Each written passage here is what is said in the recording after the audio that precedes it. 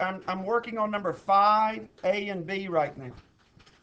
Okay, here's 5A, here's 5B. So the first thing it's assuming that you know is that you know y equals a times b to the x minus h plus k. That you know how to graph an exponential equation. What is b? 3. Okay, in this problem it's 3, but what does b stand for? Yeah, the base. And the base, guys, the base determines a lot of stuff for us. Remember, the base is going to always be positive. Okay, and since it's always positive, okay, we can look at that and we can make some determinations. Even if it says like -3, the base is still 3. That number out front is A, and that's the one that determines whether it opens up or it opens down, whether it's on top of the x-axis or on the bottom of the x-axis. Okay, what B determines, if B is greater than 1, we have an exponential growth, and if B is between 0 and 1, what kind of number is between 0 and 1? Anybody? Okay, what kind of number? Give me a generalization that I can use to... Yeah, fraction. Okay, now, how will these fractions be displayed on my calculator? As a decimal. Okay, as a decimal. That's kind of what I'm looking for there. Okay, and so what we have here is we have two different examples of equations. One of them that's an exponential growth, and one of them that's an exponential decay. And how this one gets to be a decay is kind of interesting because it gets turned around, it gets flipped around the y-axis because of where the negative is or whatever. All right. So the first thing that we got to do is we got to be able to graph like y equals 3 to the x to answer the questions on our review, because it says transformations from y equals 3 to the x. So the first thing you have to understand is what y equals 3 to the x looks like. And if you're going to plug some things in, what's 3 to the -3rd? 1/27. Guys, negative numbers have nothing to do with positive and negative exponents. So 3 to the third is 27. So when you do it -3rd, it has nothing at all to do with -27. Guys, it's a fraction. It's 1/27. Okay, that's about as fundamental as we can get right there, guys. You're going to be expected where you're about to go. If you square something and get 9, if you take the negative of that exponent, guys, you don't get -9. You get 1/9. And that's not a golly gee shucks, oh, I just got that backwards and that's a silly mistake kind of difference, guys. That's like, what's 2 plus 5? 2 plus 5 is 7. You can't say 2 plus 5 is 13,482 and it just be a silly mistake. Guys, you got to understand 3 to the -3rd, negative exponents move stuff to the bottom, or if it's in the bottom, it moves it to the top. Then any number to the 0 power is 1. If I'm graphing y equals 3 to the x and I plug in a 1, that gives me 3. I plug in a 2, that gives me 9. And so the graph looks like this. Well, in reading the question, it asks the transformations from y equals 3 to the x. So this picture right here is y equals 3 to the x minus 1 plus 1. Okay, the first transformation that happens is that the thing gets moved in what direction? Very good, to the right 1. The little -1 right there moves it right 1. You might think that moves it to the left 1 because it's a negative, but remember that number right there is opposite. Okay? The next question. the plus 1. What does the plus 1 do to it? Up 1. Okay, and so it asks also for the domain and range. The domain is all real numbers. You can plug any number in there, and it doesn't matter. There's no restrictions. It's all real numbers. But looking at the picture, this is what concerns me sometimes. I think we can't look at the picture and understand what it is that we're looking at. Guys, if I look at that picture right here, all this area down here, is any of that red line, is any of that picture down here? There's nothing down there. The reason there's nothing down there is because all of the range values, which is the picture, all of the range is greater than that. See, none of the range is down here. All of the range is y is greater than whatever your k is. And in this instance, your k is 1. So your range is y is greater than 1 from like looking at the picture. Okay? It asks for the asymptotes, and the asymptote is y equals k. And so y equals 1 is your asymptote. There's a horizontal asymptote right there. Y is greater than 1 is the range. And guys, I got that from like literally looking at the picture right here. Okay, so when I look at the picture, I see whether it's greater than that number or it's less than that number. And then the last thing it says is an interval of increase or interval of decrease. Guys, that's kind of a tricky question with this exponential equations. And that's what I tried to get you to see here at the beginning. Guys, exponential equations are either or. It's either an exponential growth or an exponential decay. That's not the way a cubic equation works. Look here. A cubic equation is down here. A cubic equation is down here, then all of a sudden it starts going up, then all of a sudden it starts going back down again, then all of a sudden it's turning up again. A squared equation goes down, down, down, down, down, gets to a point down here, the lowest point, and then it turns and starts going back up. It has intervals of increase and intervals of decrease. When we were going through the chapter, that really was kind of extreme to us, that it would all of a sudden start going the other way. Okay? These don't, though. They're either exponential growth in this picture or an exponential decay in the next picture.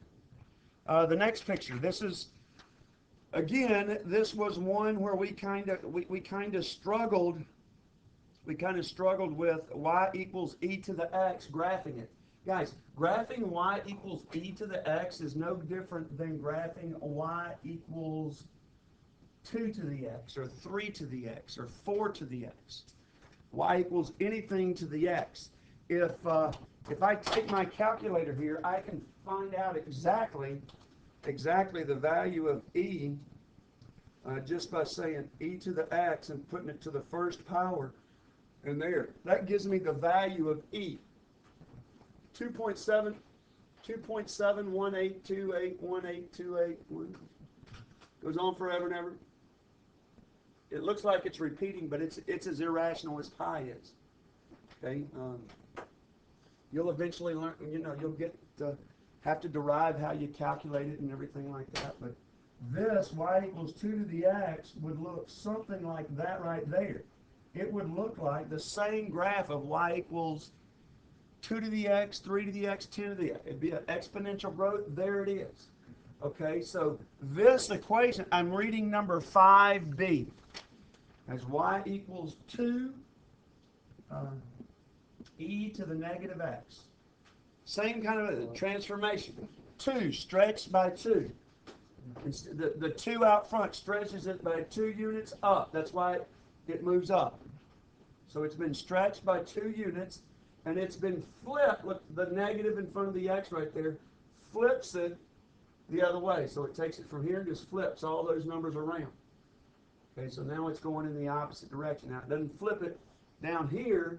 That rotates it around the y. By putting it up here, it rotates it around the y-axis. If I put it out front, that would flip it over the bottom. Okay, the domain, same concept, all real numbers. Range, okay, a lot of times when we introduce a negative into it and it flips it down here, it would make all those numbers less than that. But this, I put the negative up in the exponent, it just flips it around the y-axis, and so look, my range is still y greater than 0. Why is it y greater than 0? Because the asymptote is y equals 0. Look, the asymptote is y equals 0. So there's my asymptote. All of those that red line is above my hand, and greater than is above. So y is greater than 0. Intercepts is pretty quick. Right there where it crosses the y-axis. The x-intercept doesn't have one. Doesn't have one. That's the whole point, is it's not going to cross the x-axis. It does cross the y-axis at 0, 2. And again, it's 0, 2 because it's been stretched by 2 units. Okay, problem number 6. Problem 6 says, tell whether the function 4 times 3 halves, tell me about 3 halves. Change it to a decimal for me, somebody. 1.5. So that means that is an exponential growth. What if that 1.5 was I don't know, 0.75? Decay. You with me? It's one or the other. Okay, problem number 8. Guys, problem number 8 says I forgot 7, A and B. Number 7 is y equals log base 7 of x. Remember, the way you want to write the inverse of these is you want to get it over here, so it's log base 7 of y equals x. Okay, that's just what you do, is you get your logs. You get your logs on the left, numbers on the right. Then when you get it reduced to that, circle it up. Okay, circle this problem up. I got my logs on the left, my numbers on the right, so I'm ready to circle this up. By circle it up, I mean 7 is my base. Anybody? X is my exponent. And y is the equation. So y equals 7 to the x. Okay? And so when you look at the t-chart, if f of x is equal to the log base 7 of x, and f of x is equal to 7 to the x, I'm sorry, this should be f inverse of x is 7 to the x. That's the definition of inverse. You take the x's and the y's and switch them, and then solve the equation for y. So I took that x and made it y. Guys, no math involved with that step. That x and made it y, that y and made it x, and I just switched them. Now, if you wanted to see that was true, you're one of those people that needs some kind of solid proof, then you could look at the t-charts, and you would see that the t-charts work out to be that this stuff is opposite of each other. So I just put in log.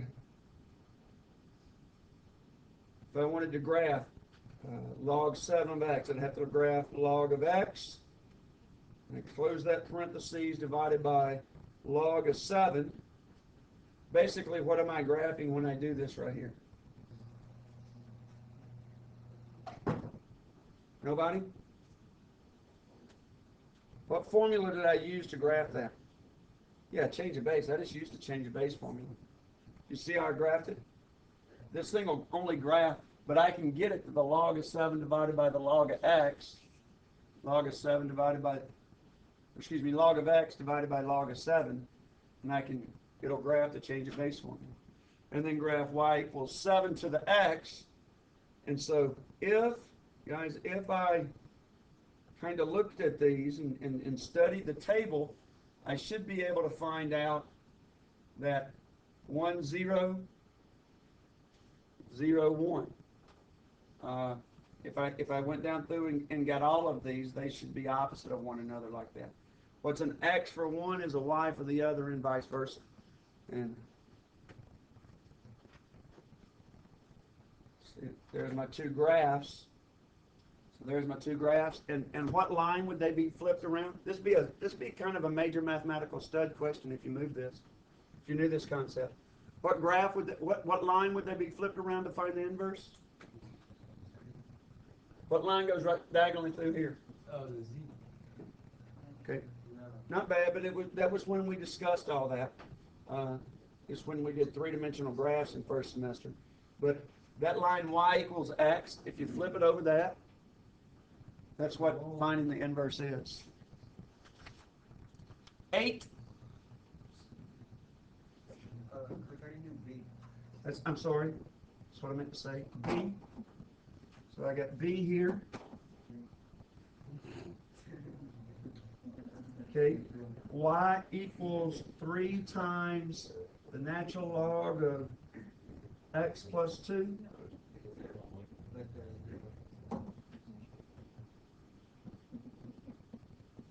Real quick, like, just to make sure we all remember this. If I just write the word log, what's the base? If I write the word natural log, what's the base? E. That's right. Very good. Okay, I could like log E, but they replaced log E with natural log. So I want to switch this stuff. I want to switch this so it's 3 times the natural log of y plus 2 equals x. And so I need to move this stuff around till I get a natural log on one side or log on one side, everything else on the other. So based on that logic right there, from looking at this picture right here, I need to move the 3. How do you move a times 3? So now I have the natural log of y plus 2 in parentheses equals x over 3. So since that's finished right there, and I now have a natural log on one side, everything else on the other, circle it up. So what y'all say my base was here? E to the x over 3, e to the x over 3 equals y plus 2. How do I move a plus 2? And now it won't be in the exponent because the exponent's already been settled. So y equals e to the x over 3. That's been stretched by a third minus 2. Y equals e to the x over 3 minus 2. Use the change of base formula to do the expression y equals the log base 2 of 9. So the question is, what's the exponent? What is the exponent that gives me 9 when I put it on the second power? So think about this before a second. Before I ever punch a button on my calculator, I want you guys to give me an idea that you have what an answer to number 8 is going to be. Before we punch buttons, and I'm going to go over here and do that in a second, but I want to talk. 2 to the, what is this answer going to be? It's going to be somewhere between what and what? It's going to be between 3 and 4. Yeah, 3 and 3 is 4. You with me? 2 times 2 is 4 times 2 is 8. So the next number right there, so it would be just a little bit after 3. So when I use my change of base formula here, guys, I'm making a mistake on purpose here just so you'll see this. So I go y equals log 9. So I hit the log button, 9. I forget my parentheses, divided by log 2. And I'm going to hit enter in just a second, and it's going to give me the 100% wrong answer. And I know this is wrong, guys. That's when all of a sudden, when you realize, oh, I made a mistake, I got you. I got you there. You're now a math student. You're now realizing what should happen. You're making predictions of what should happen to equations before you ever hit the buttons. Because what you know you should have done is y equals the log 9, put parentheses around that, and now when you do it, you get the answer that you were expecting. 3.169. Okay, so what do I want to say? 3.17. So x is approximately 3.17. Understanding the further I take that decimal out, the more accurate it is. Guys, this is pi taken out to a bunch of different places. Guys, after six decimals,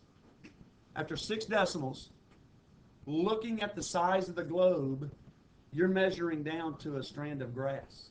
That's how close you're measuring. Looking at it from all the way out of the whole side of the whole earth, you're measuring down to the size of a blade of grass if you just take pi out to six decimal places. So you don't need a bunch of decimal places really and truly, but the further you go out, the closer you get. As the mathematician, we like the answer. We like the answer that's written right here. We like the answer log base 2 of 9. As you work more and more and more in math, log base 2 of 9 is going to be a good answer. The physicist, the machinist, the druggist, the carpenter, the whoever, they have to change that to whatever they have to change it to. As the mathematician, we want to give them log base 2 of 9 because that's an exact answer. This is an approximation. Anybody? All right, the value of a new car purchased for $18,000 decreases by 12% a year. Write an exponential decay model for the value of the car. Use this model to estimate the value after 10 years. Okay, number 9, we have an exponential decay model. Since it's an exponential decay model, I'm going to use A equals P times 1 minus... Very good. 1 minus r to the t. Guys, that's an exponential decay. If I want an exponential growth, what is it? 1 plus r. That's it. It's either or. Okay, when you subtract, that gets it down below 1, ergo a fraction. If I add, that gets it above 1. There's your exponential growth. So this is an exponential decay, and the thing says the value of a new car purchased, so the amount the car is worth now is $18,000 times 1 minus somebody?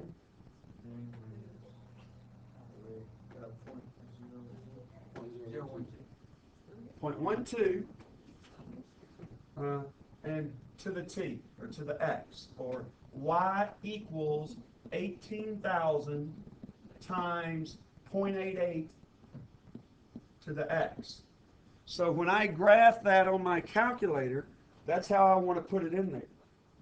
I want to put it in there as those x's and y's. So 18,000 times 0.88 to the x. And so it says what it wants us to look at is make a prediction on the value of it after 10 years. So I look here after 10 years on the t-chart. I look on the t-chart on the calculator, or I just put a 10 in there. What happens when I put a 0 in? Get 1. Okay, that gives me 1. So what's 18,000 times 1? You with me? So there's the first year, and then each subsequent year it's going to go down in amount. So what this is saying is plug in 10. So you plug a 10 right there, and you can figure out what it is as well. But we see here that it's $5,013.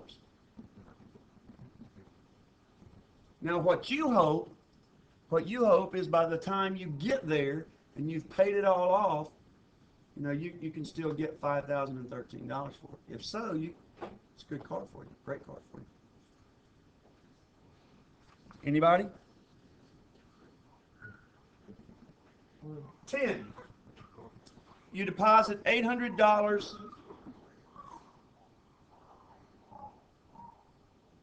You deposit $800 in an account that pays 5.5%. Find the balance, at the end of 5 years for each type of compounding. So, what do we have? A equals P times, let's see, What is our first? Monthly compounding. So it's 1 plus r over n to the nt. Okay, so 800 times 1 plus, talk to me on what to do with 5.5%. 1.055. 0.55 Divided by n, which is going to be monthly 12. 12 to the NT. 12 So n is, times 12 times X. 12 X. I think it's 5 years. 5. So it'd be 60. 60. Either way, be careful there, guys. Just if you remember when we were going through this the first time, again, you have to be careful on what you do to your calculator. So 800 times 1 plus 0.055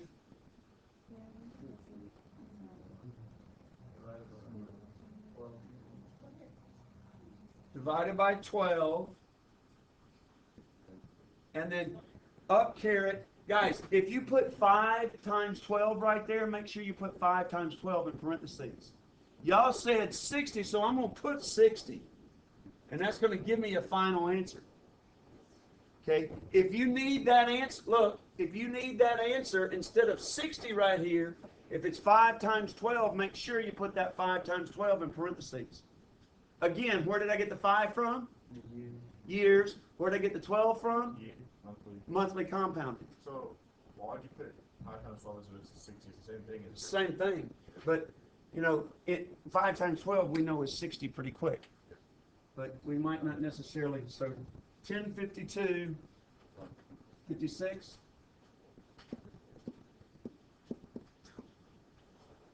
11 So for the quarterly, we just change the 12 to a 4. We'll change the 12 to a 4. So now it's the same thing. This 12 becomes a 4 for quarterly. And then what happens to 60? Doesn't 60 change also? Yeah. 5 times 4 is 20. 10, 51, 25. And then for continuously, what is that? I'm sorry? For when it says continuously, what number do we use? For continuously? That's PERT formula, remember. 1051.25. And then continuously is a complete different formula.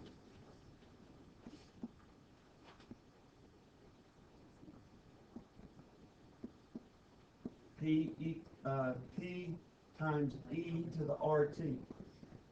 So just take your principal 800 and put in 800 E. Use the letter E on your calculator. R 0.055. T, time is 5 years. And so, again, 800. On my calculator, it's right there under natural log. It gives me e to the x, and I put 0.055 times 5, 1053.22. And that's equal to 1053.22. Anybody? All right, all the way up through 12. There's a 10 there. If compounded monthly, after how many years would the balance exceed 12,000? Just put that into your calculator again.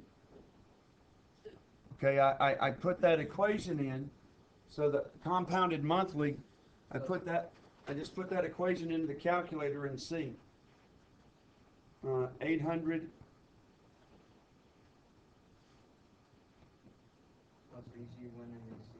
Yeah. So the formula is 800 times 1 plus 0.055 divided by 12 up caret 60, or excuse me, x Let's see, what was the n? The 12x? So I probably need that to be 12x, don't I? And then when I look at the graph, or excuse me, the table, I'm just looking at when it crosses 1200, and it looks like it's somewhere between year 7 and 8.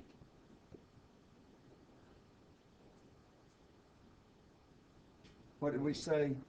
If you go back to your y equals, so I see what type of Yeah, my y equals, I put in 800, 1 plus 0.055 divided by 12 to the 12x. Because it's nt, and x is time in years. The n is still the number of times it's compounded. Remember, that's why we put 60, because 12 times pi was 60.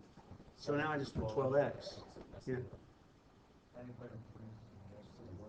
What was our time over there for that? 5 years? So when I look at the table, look, here's 5 years. Remember what it rounded to?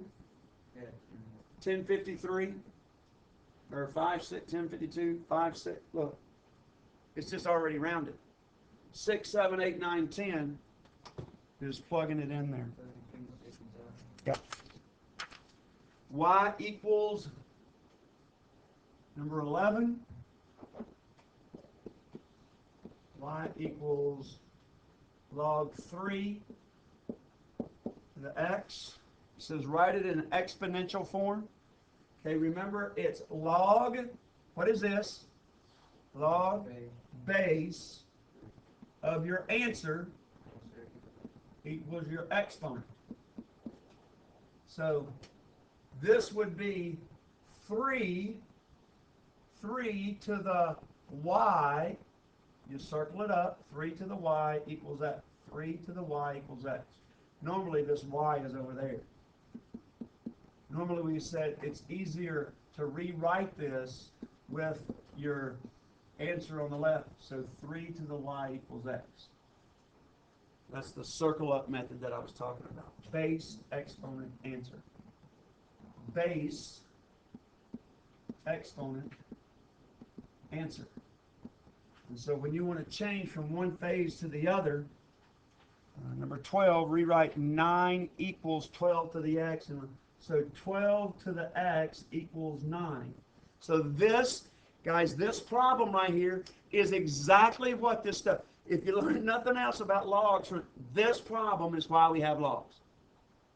Because you're trying to find what you do to base 12 to get it down to 9.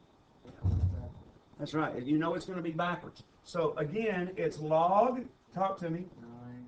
No. Log base 12. 12 is my base. Of 9 equals x. Now, just to check it out, just to make sure we understand what's going to happen here, I'm going to go and use my change of base formula, and I'm going to go the log of 9. So log of 9, close my parentheses, divided by log of 12, and I'm going to hit equals, and you tell me what's going to happen here before I get, if I'm at 12 and I got to go down to 9, tell me about the root. It's going to be above 1 or below 1. 0.884. So x is approximately 0.88. He knew it was going to be below because 9 to the first would give me 9. So if I'm at 12 and I'm going backwards to 9, I know it's a root. So now here, this may make sense to you. This may start closing some stuff up based on our first question at the very beginning of the day when I said 3 to the negative third power. Again, 3 to the positive third is 27. 3 to the first, 3. 3 to the 0, 3 to the negative something. Is it a negative number? No, it's still positive. It's just getting smaller and smaller and smaller and smaller and smaller and smaller. You with me? 3 to the negative third, 127. 3 to the negative fourth, 1 over 81. 3 to the negative fifth, even smaller. 3 to the negative thousand, even smaller. When does that stop? Never. There's going to be a point where it comes so close to x equals z. The gap is so tiny right there, you almost can't see. You have to have an electron microscope to see the gap. But it would just keep going on forever and ever and ever. That's why there's a y equals 0 is my asymptote. That's why the graph is y is greater than k. If I put a negative out front, not one of the numbers gets turned upside down. All of them do. So then it would be y was less than k would be my range. All right?